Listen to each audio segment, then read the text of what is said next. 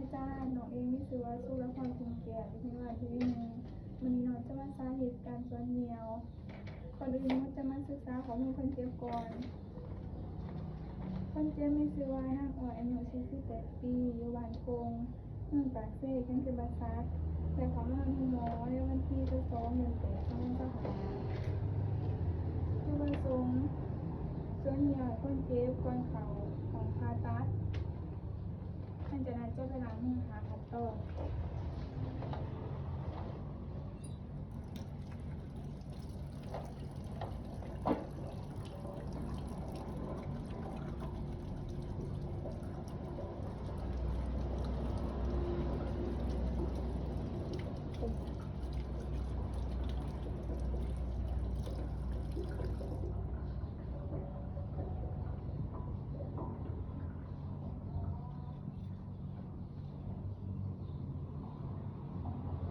แต่นั้นเช็ดคือว่าเพียงก็กรอบอุปกรณ์ของเรา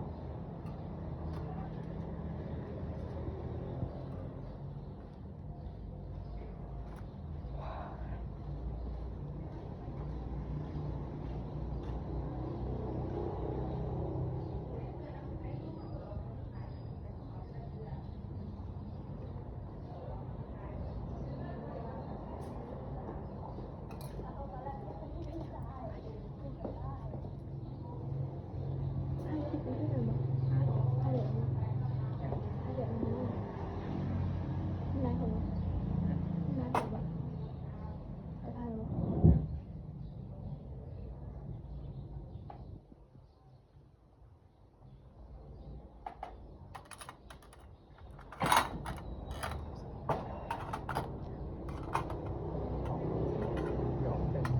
กระบูอยู่ นี่ปะบู ขั้นตอน นี่ปะบู พอดัง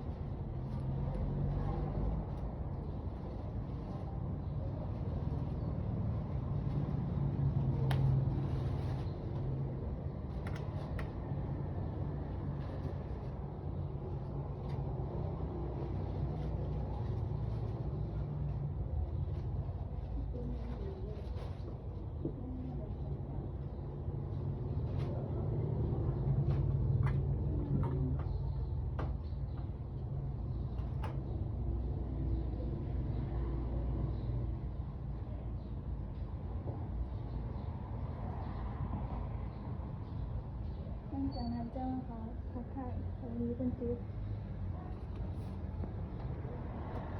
ว่ามีการหลายครั้งเด้อในอ่อยว่าได้อย่างเป็นที่แบบที่เวลาลงให้กับเพื่อนมีประกาศโดย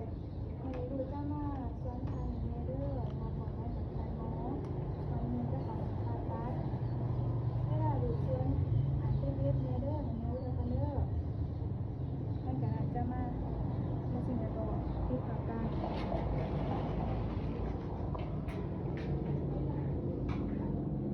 มวยเขาลุ่งเปิดไฟแต่ว่า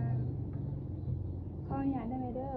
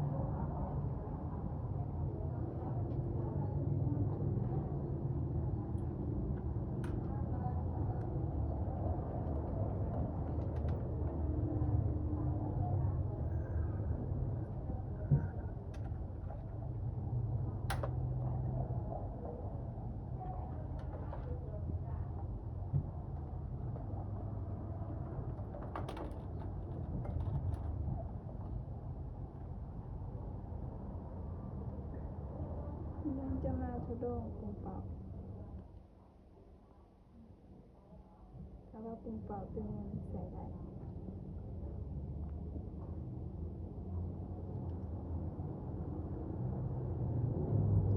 จะทำความสะอาด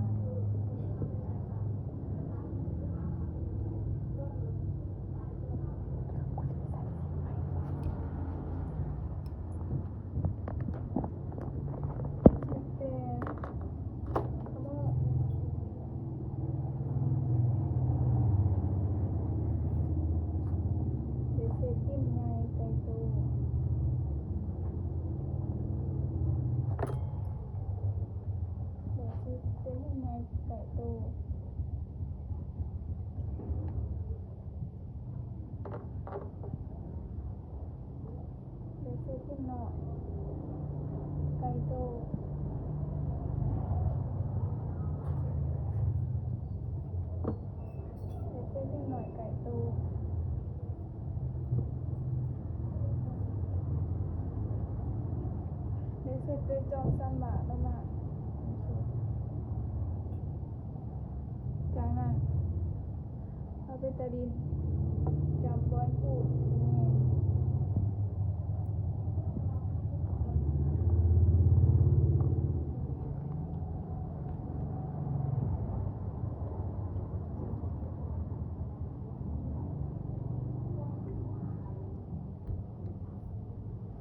เดี๋ยวจะมาทาด้วยวาสลินเจล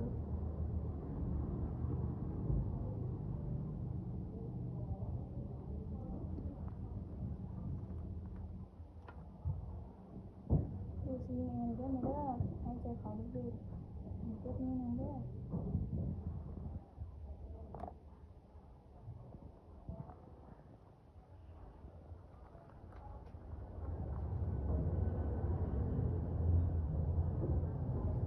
เดี๋ยวจะมาสีน้ำกัน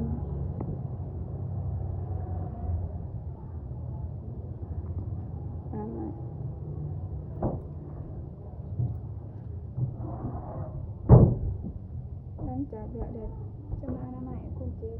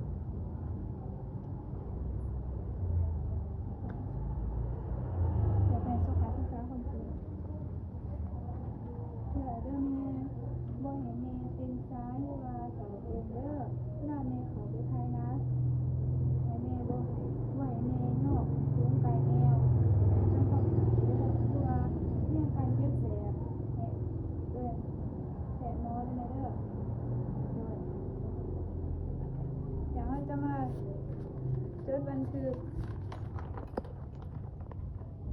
แล้วคนเจ็บซื้อยังเดี๋ยวนะอันเวลาทีนี้